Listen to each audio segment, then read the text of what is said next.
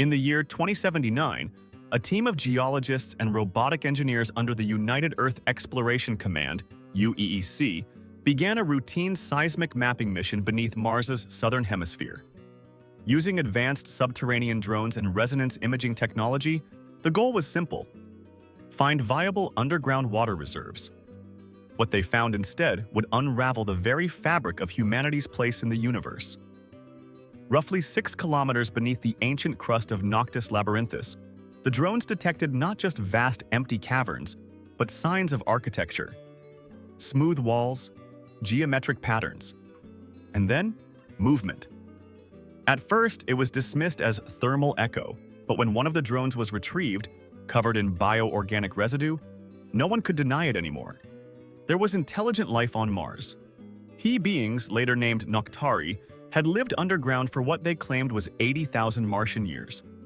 Bioluminescent, translucent-skinned, and thriving in low-gravity, high-pressure environments, the Noctari had developed a civilization based on harmonic resonance and crystallized data storage. Their architecture pulsed with organic energy, and their language was a fusion of sound and light. Initial contact was a disaster. When human drones penetrated too far into a Noctari temple complex, the Martians responded defensively. Several UEEC personnel were injured by directed energy pulses emitted by defensive crystals. Earth's media exploded. "Alien attack on Mars!" blared headlines. In retaliation, Earth dispatched military units to protect its interests. What began as a standoff escalated into the first Martian conflict. Over the next 2 years, a brutal underground war unfolded.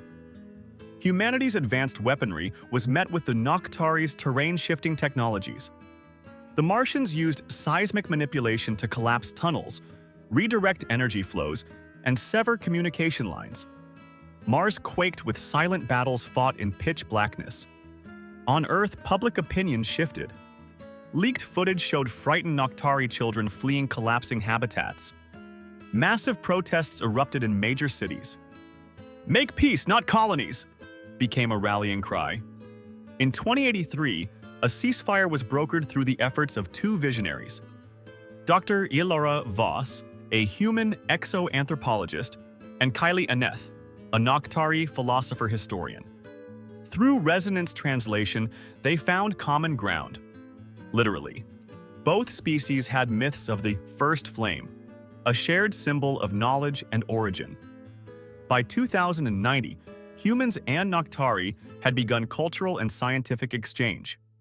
Joint colonies were established both on the surface and underground. Earth's understanding of quantum resonance, bioreactive materials, and even sustainable energy advanced by decades thanks to Noctari wisdom. The most stunning change, however, came socially. Through gene therapy, selective environmental conditioning, and shared education systems, a new generation began to emerge: hybrids. These children of 2 worlds had bioluminescent eyes, adaptable skin, and could communicate both vocally and through harmonic pulses. By 2110, the hybrid population had reached 1.2 million. Mars was no longer a red wasteland. It was a cradle of a new civilization. Despite progress, the merged Martian society was not without its growing pains. Disparities in political influence began to emerge. Some Earthborn humans believed the Noctari were exerting too much control over terraforming decisions. In contrast, Noctari elders feared cultural erosion and loss of ancestral traditions. Tensions reached a peak in 2114 when a rogue Earth-based faction sabotaged a resonance field generator in the underground city of Luther Kell. The resulting collapse killed over 300 Noctari and hybrids. The incident nearly reignited hostilities, but this time it was the hybrid generation that intervened. Hybrids organized mass peace convocations using both visual and harmonic communication. They proposed the Symphonic Accord, a new charter that emphasized mutual governance, shared rituals, and a unified planetary identity. For the first time, Mars would be governed not by Earth nor by Noctari clans, but by a council equally composed of all 3 groups. By the mid-22nd century, Mars was no longer a frontier. It was a fully functioning civilization. Cities glowed beneath red skies and below the crust. Air domes filled with flora from both planets thrived in bioharmonic resonance. Music, culture, philosophy, and science intermingled in ways never seen before. The Martian Symphony, a massive interspecies orchestra, became a cultural symbol of unity. Its performances were broadcast to both planets.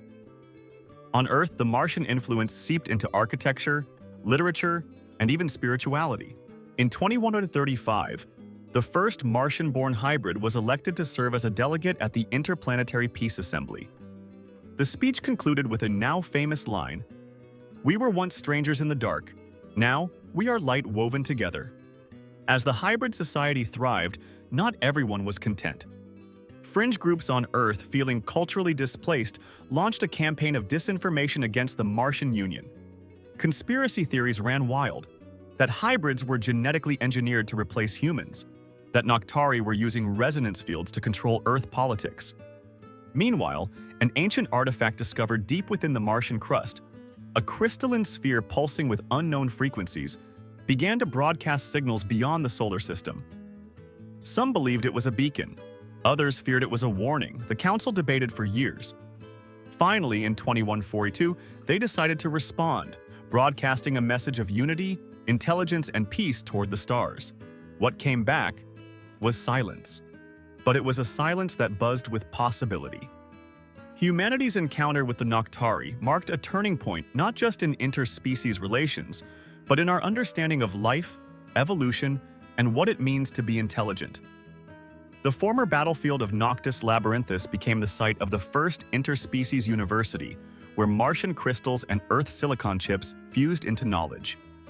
The story of Mars is no longer about dust and rock. It is about light, sound, and the harmony of difference. Subscribe for more future history and cosmic what-if explorations. Leave your thoughts in the comments. Do you believe intelligent life already exists in our solar system?